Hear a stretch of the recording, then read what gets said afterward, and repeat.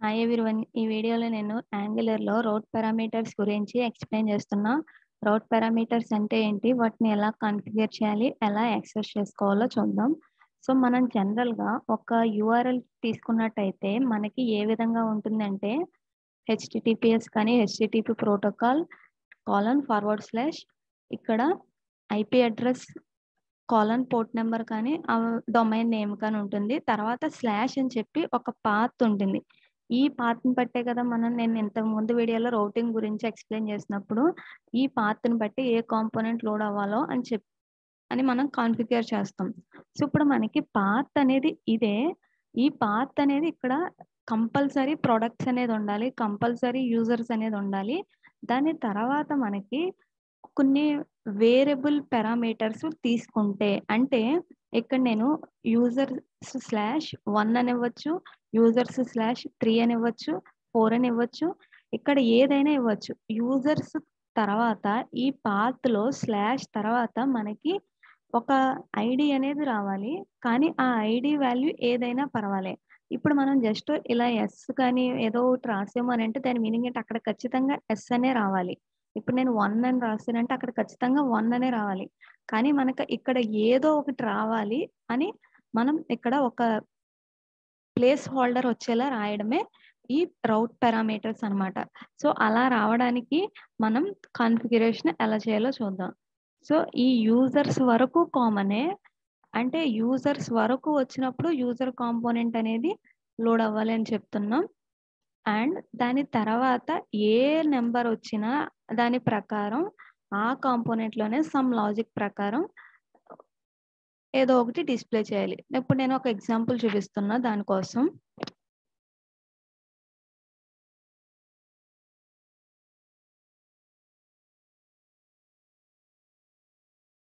So, ఇప్పుడు నేను ఒక సింపుల్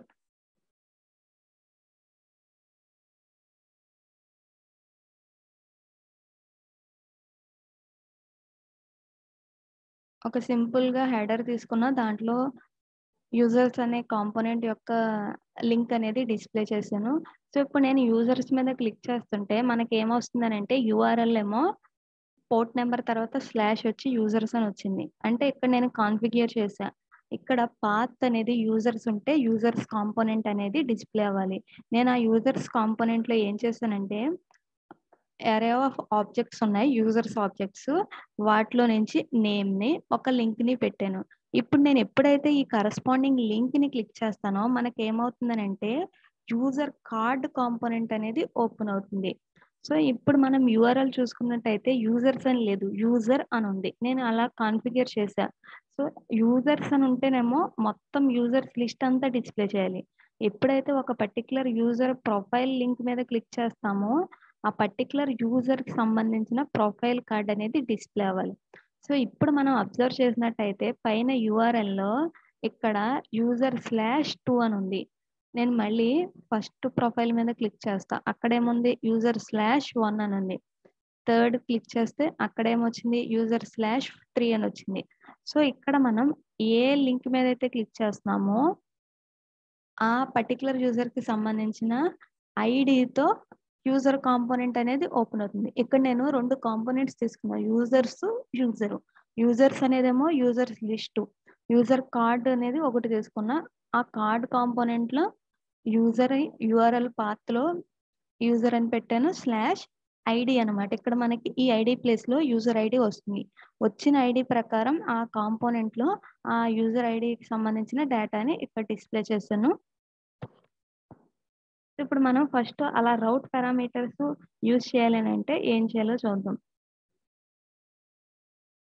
నార్మల్‌గా మనం రౌట్స్ ఎలా కాన్ఫిగర్ చేస్తామో ఆ యారేలో ఒక్కొక్క object, path, component, key values కింద తీసుకుంటాం.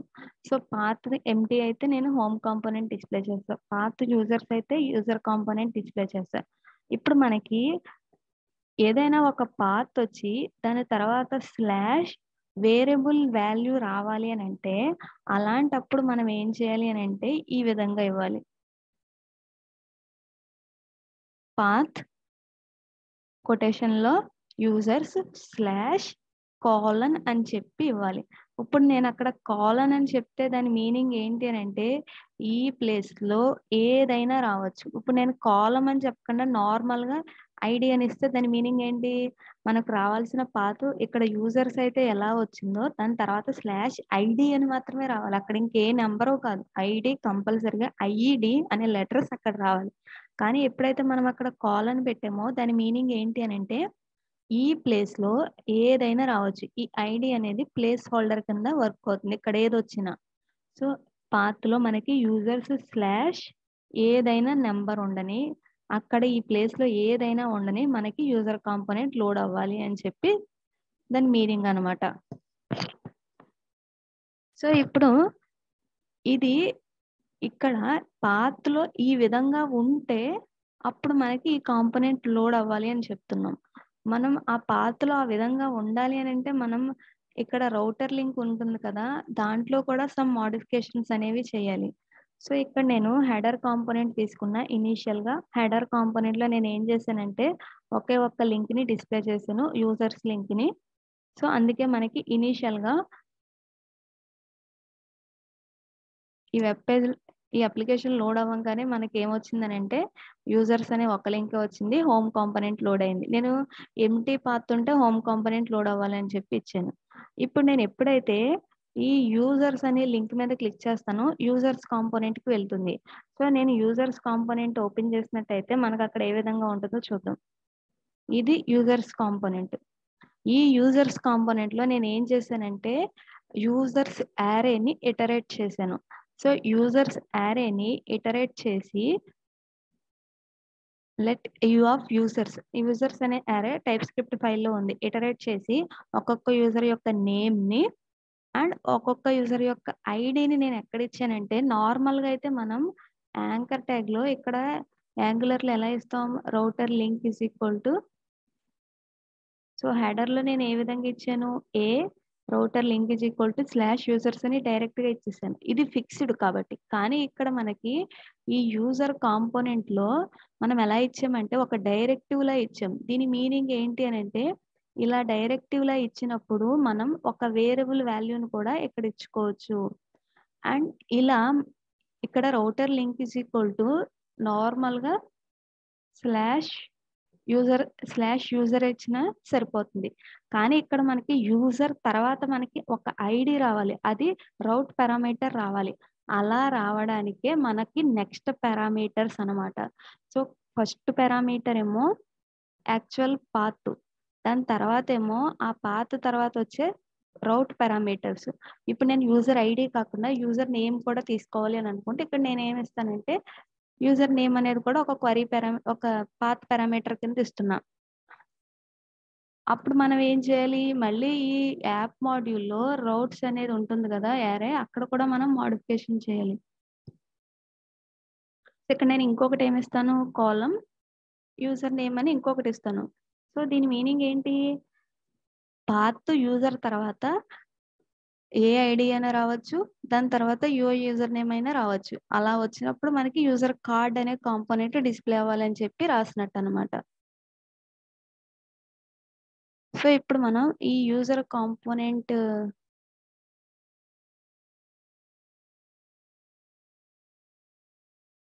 ఇక్కడ రౌటర్ లింక్‌లో నేను నార్మల్‌గా హెడర్ కాంపోనెంట్‌లోనేమో డైరెక్ట్‌గా స్లాష్ యూజర్స్ అనే ఇచ్చేసాను. కానీ ఇప్పుడు మనకి ఇది ఇక్కడ నేను యూజర్ కార్డ్ అని ఇస్తున్నా. కన్‌ఫ్యూజ్ లేకుండా ఉంటుంది. యాప్ మాడ్యూల్‌లో కూడా అలానే కాన్ఫిగర్ చేస్తాను. స్లాష్ యూజర్ కార్డ్ అని ఇస్తున్నా.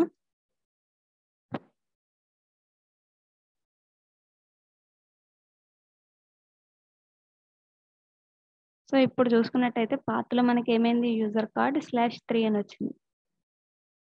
సో, ఈ యూజర్స్ కాంపోనెంట్‌లో ఇప్పుడు మనం router link is equal to అని చెప్పి ఒక డైరెక్టివ్ తీసుకున్నాం కదా! దాంట్లో కొటేషన్స్‌లో మనం యారే ఫార్మ్‌లో ఇవ్వాలి. సో, ఈ యారే ఫార్మ్‌లో మనం ఏమివ్వాలి అనంటే యాక్చువల్ పాత్ ఏదైతే ఉందో అది యూజర్ కార్డ్. కామా పెట్టి ఇది ఎన్ని రౌట్ పారామీటర్స్ తీసుకుంటుందో ప్రతీది మనం కామాతో సెపరేట్ చేసి ఇవ్వాలి. ఇక్కడ నేను యూ డాట్ ఐడీ అని ఇచ్చాను ఎందుకనంటే ఇక్కడ మనం యూజర్స్ అరేని ఇటరేట్ చేస్తున్నాం. ఒక్కొక్క యూజర్‌కి ఒక్క ఆబ్జెక్ట్‌లో ఐడీ అనే ఒక ప్రాపర్టీ ఉంది. దాన్ని మనం ఇక్కడ డిస్‌ప్లే చేస్తున్నాం. సో, ఇక్కడ మనం యూ.ఐడీ అని ఇవ్వడం వల్లే మనకి ఇక్కడ యూఆర్ఎల్‌లో ఆ యూజర్ యొక్క ఐడీ అనేది డిస్‌ప్లే అవుతుంది. అండ్ మనం ఏం చేసాము, యాప్ మాడ్యూల్‌లో యూజర్ యొక్క ఐడీ ఇచ్చినప్పుడు యూజర్ యొక్క ఐడీ ఏదో ఒకటి ఇచ్చినప్పుడు యూజర్ కార్డ్ కాంపోనెంట్ డిస్‌ప్లే అవ్వాలని చెప్పాము. ఇప్పుడు మనం యూజర్ కార్డ్ కాంపోనెంట్ తీసుకున్నట్టయితే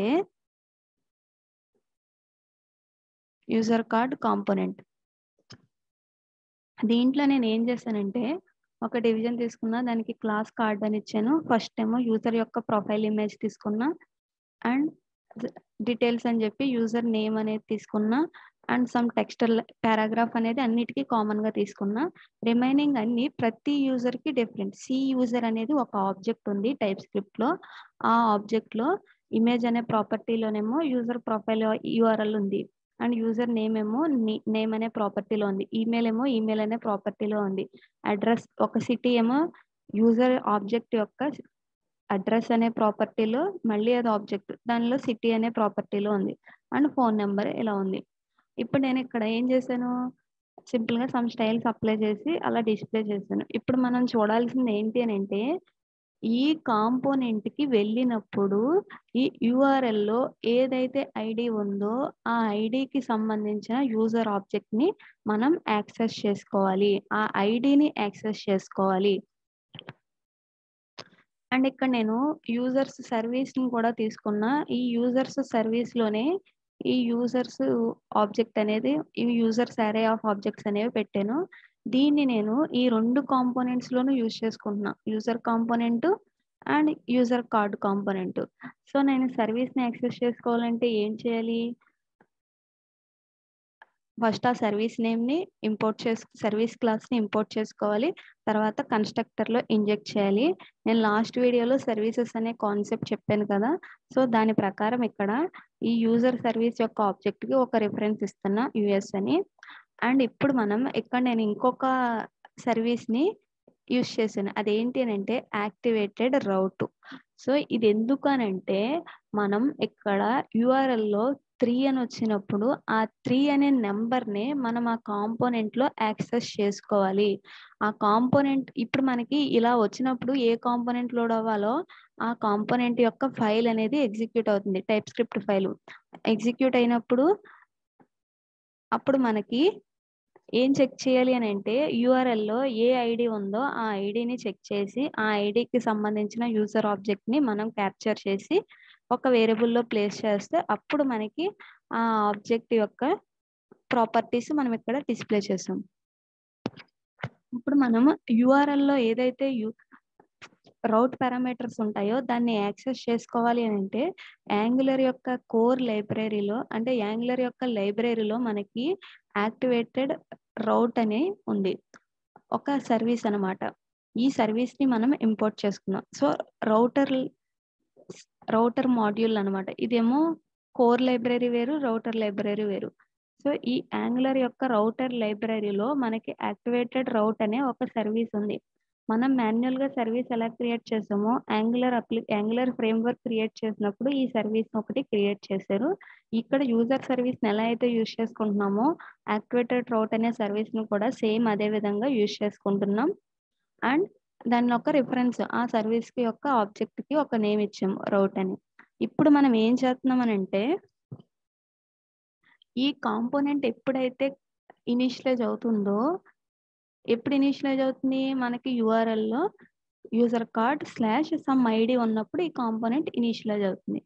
అప్పుడు మనం ఏం చేస్తున్నాం, ng-oninit అనే మెథడ్ ఆటోమేటిక్ గా ఈ కాంపోనెంట్ ఇనిషియలైజ్ చేసినప్పుడు కాల్ అవుతుంది.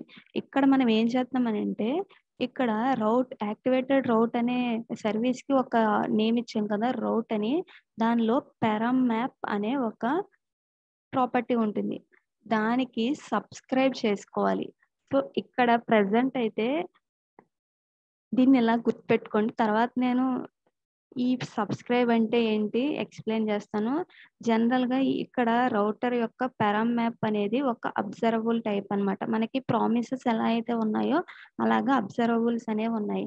ప్రామిసెస్ యొక్క రిజల్ట్‌ని యాక్సెస్ చేసుకోవాలి అని అంటే దెన్ అనే మెథడ్ యూజ్ చేస్తాంగా, అలాగే అబ్జర్వబుల్ యొక్క సక్సెస్‌ని డేటాని యాక్సెస్ చేసుకోవాలి అంటే ఇక్కడ సబ్స్క్రైబ్ అనే మెథడ్ యూజ్ చేయాలి. ఈ సబ్స్క్రైబ్ అనే మెథడ్‌లోకి మనకి ఈ పారామ్ మ్యాప్ రిలీజ్ చేసిన డేటా అనేది వస్తుంది. ఈ route.param map అనే ఒక సర్వీసు ఏం చేస్తుందనంటే, మనకి ఇక్కడ యూఆర్ఎల్‌లో ఏదైతే పారామీటర్స్ ఉంటాయో వాటిని అక్కడ ప్రొవైడ్ చేస్తుంది.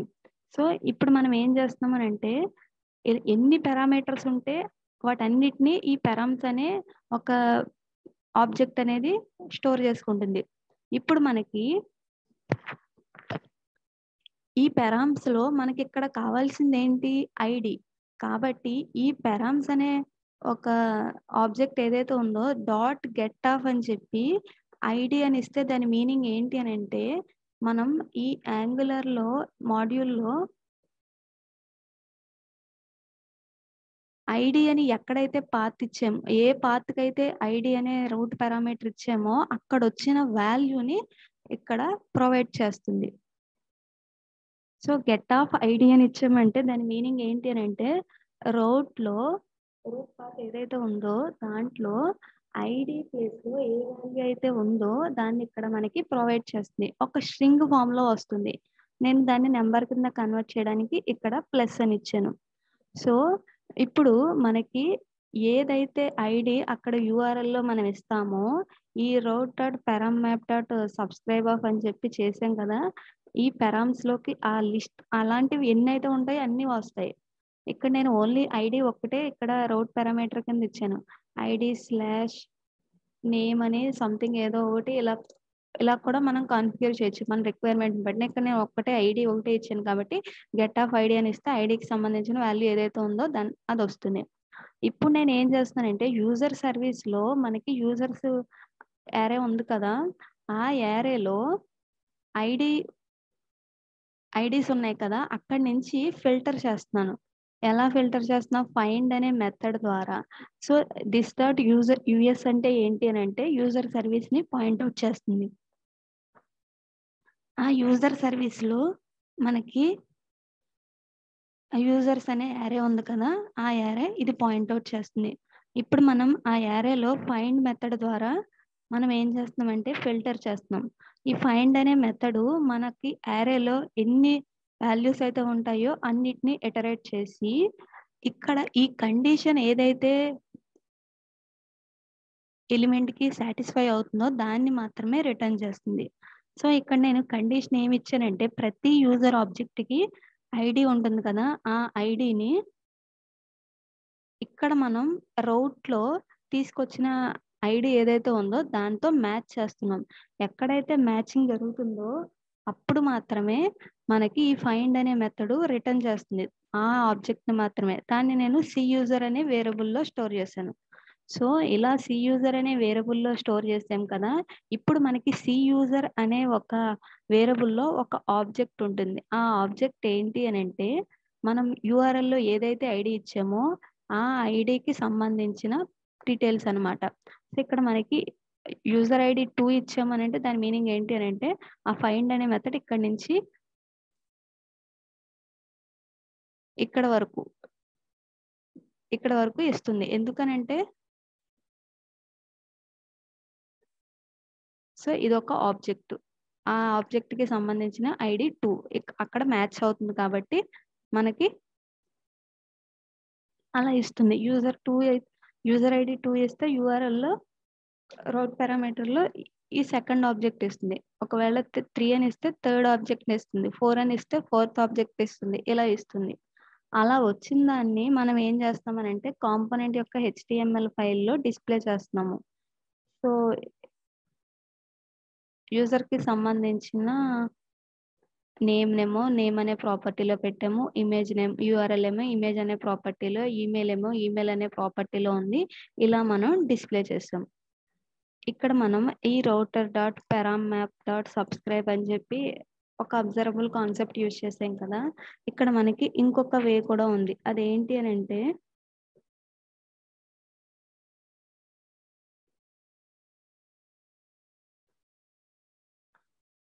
సో, ఇక్కడ నేనేం జేస్తాను అనంటే దీన్ని కామెంట్ చేసేస్తున్నా.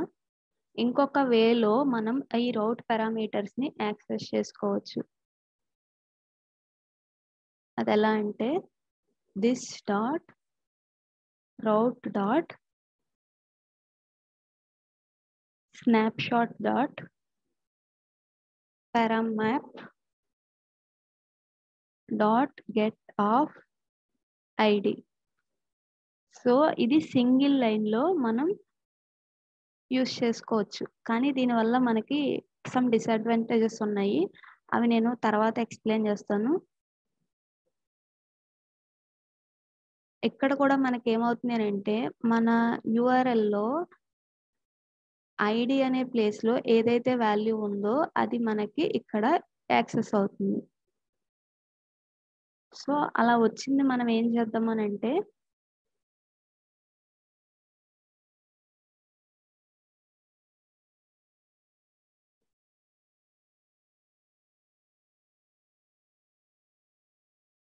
అలా వచ్చింది మనం ఇక్కడ యూజర్ ఐడీలో ప్లేస్ చేస్తున్నాం.